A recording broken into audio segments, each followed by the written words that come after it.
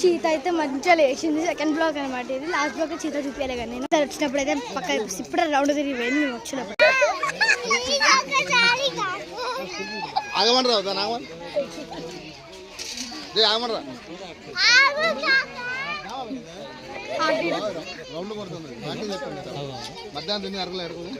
ఏ daddy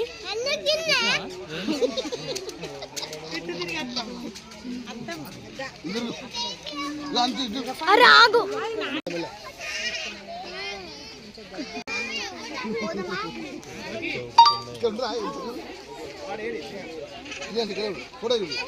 అదైతే మేము ఉన్న దగ్గర దిగుతు అటు ఇటు తిరుగుతుంది.